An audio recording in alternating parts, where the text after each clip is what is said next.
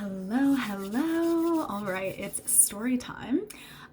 This week I want to share with you the origin story of the Virabhadrasana postures in yoga, which are known as the warrior postures, warrior 1, 2, 3, and I'm throwing in there warrior 4, which is child's pose, but that one doesn't have to do with the story. So these three warriors today that I want to tell you about, they really do have to do with the typical idea of what we see a warrior as, right? Is that kind of fighter, embodiment, that kind of aggressive state of being that we all have and that we all get into, right? We all have anger and aggression and all of those types of feelings and emotions do have their time and place, and not to say that they aren't important, but this story is one about how we can overcome that or how we can move through that. So let me tell you the very interesting story. It kind of reminds me of Greek mythology, studying Hindu mythology. But for some reason it sticks in my head so much more and I find it so much more interesting. So the origin story of Virabhadrasana. So just to start off, Vira means hero and Badhra means friend. And those are the two words in Sanskrit that make up the word Virabhadrasana. Virabhadra, and then you have asana, right, which means posture. So this is how the story goes.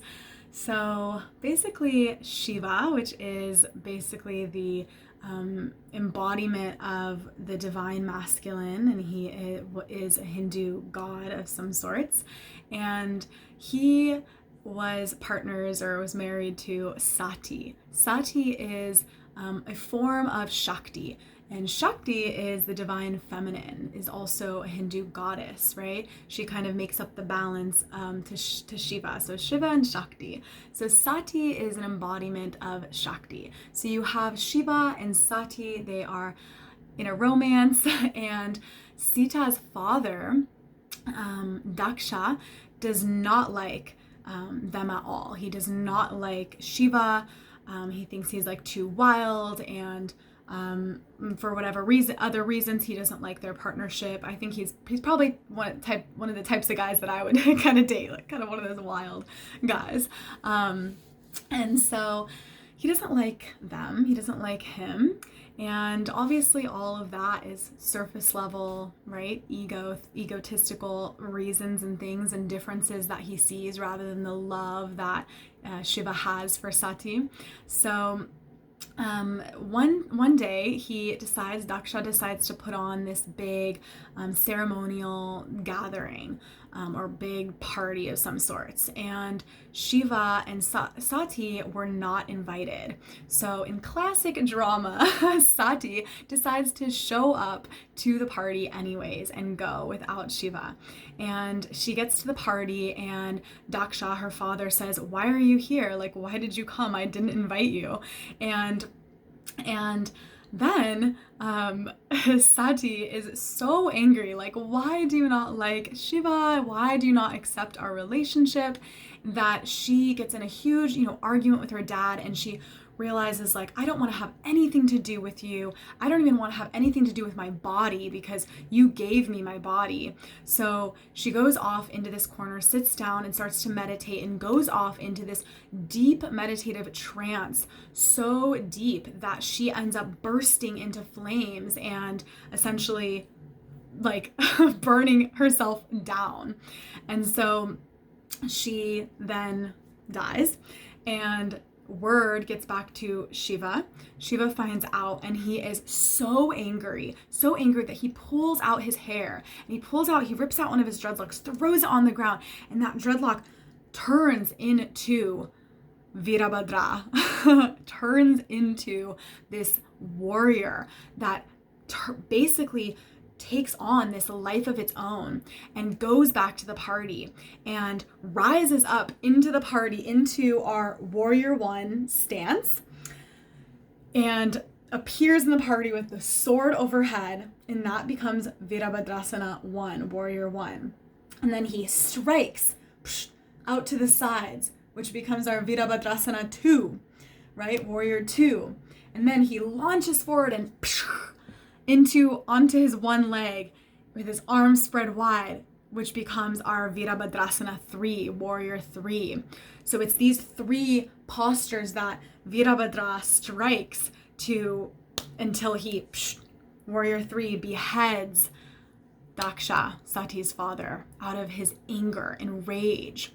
And so he beheads the father, he kills him, and then once Shiva realizes what he has done and this monster that he's created, he reabsorbs Virabhadra back into himself, and then has this huge, profound realization that, oh my God, what have I let my anger do, and my rage, what has it become, right? And so from there, he actually goes back and tries to fix and tries to bring Daksha back to life. And he does that by finding, I think it's a goat's head, and puts it on him. And then Daksha comes back to life, and Daksha realizes, wow, you are such a good person. You are a good man. You are a good human. Thank you so much for bringing me back to life. I'm so sorry. Everything, blah, blah, blah. Okay. So that's basically the end of that story. Sati does come back to life later, but that's a different story. And so, all of this is basically to say that, and what the meaning that this has in yogic philosophy is that Shiva is basically the warrior within us, killing the ego in the name of love. So you can think of Daksha as the ego. He's the sort of embodiment of the ego. Shiva or Virabhadra is obviously the warrior within us. And Daksha is the ego because it is that ego part of himself that didn't like their relationship and wouldn't accept Shiva, and was being just very, ridiculous. So it's the warrior within killing the ego in the name of love. Love being represented by Sati.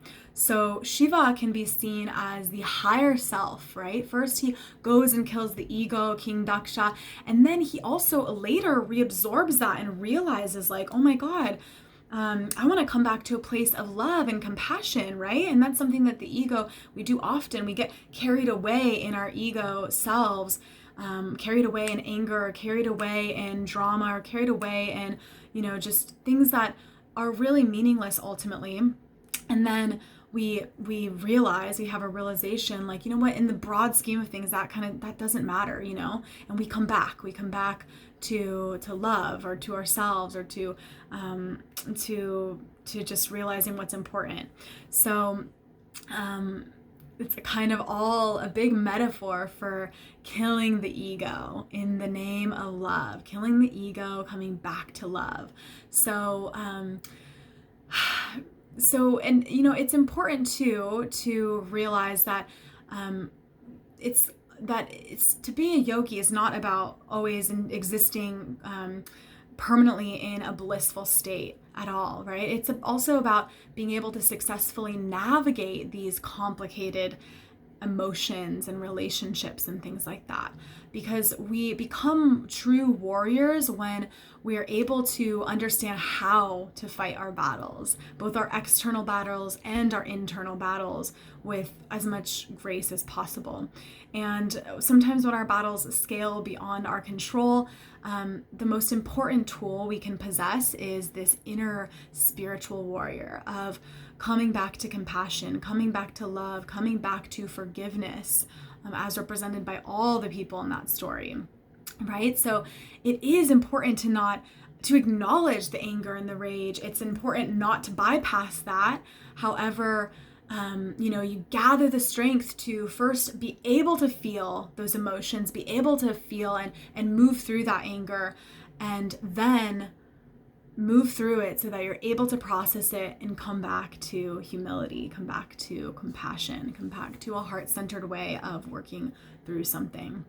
So I would invite you to kind of think about and notice the ways that you might be experiencing this ego self come up in your own life, or maybe this fighter aspect, this aggressor self that sometimes wants to come out and wants to come through. And what would be possible if you allowed yourself to either move through that and then come back to a place of love, or replace that desire to respond aggressively to a situation, to respond to like our Virabhadrasana warrior poses did, and letting that anger and rage take over and do something horrible ultimately, to if you could replace those moments with a sense of forgiveness, humility, compassion, just coming back to the softness and the lighter side of your being. And again, none of this is to bypass the shadow sides of our being, which are also very important. I totally stand for being able to process those and move through those and have a relationship with those too.